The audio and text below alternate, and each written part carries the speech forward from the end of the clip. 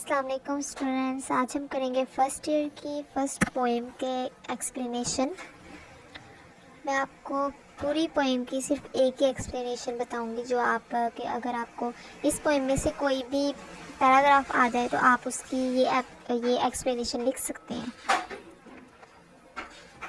تو ایکسپلینیشن شروع کرتے ہیں دی رین کی۔ Reference: These lines have been taken from the poem The Rain, written by W.H. Davis.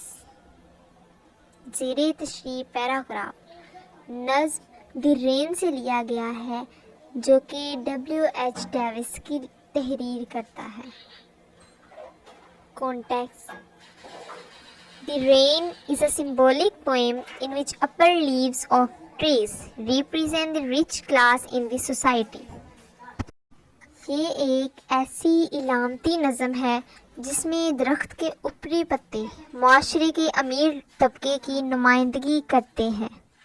The lower leaves represent the poor class in the society.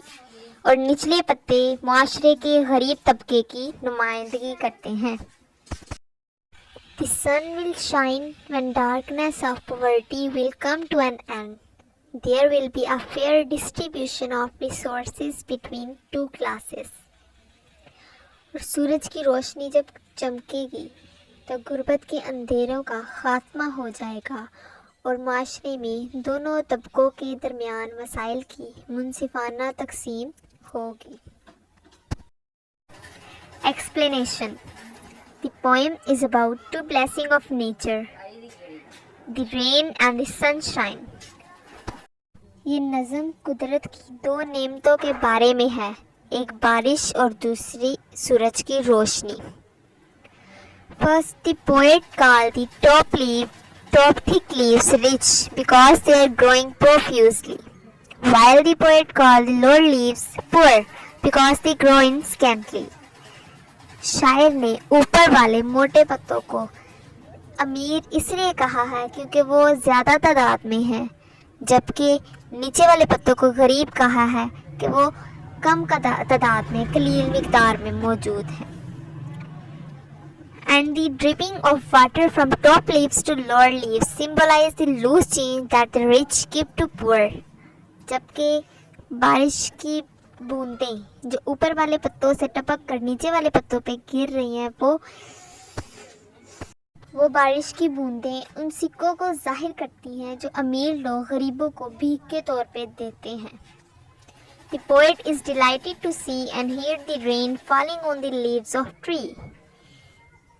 شاعر درخت کے پتوں پر گرنے والی بارش کو دیکھ کر اور سن کر بہت لطف اندوز ہوتا ہے۔ It all create a sweet noise. یہ تمام چیزیں ایک پرسکون شور پیدا کرتی ہیں۔ On the other hand, the sunshine brings joy to everyone.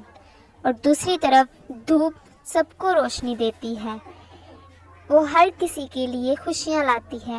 It brighten each dark drop.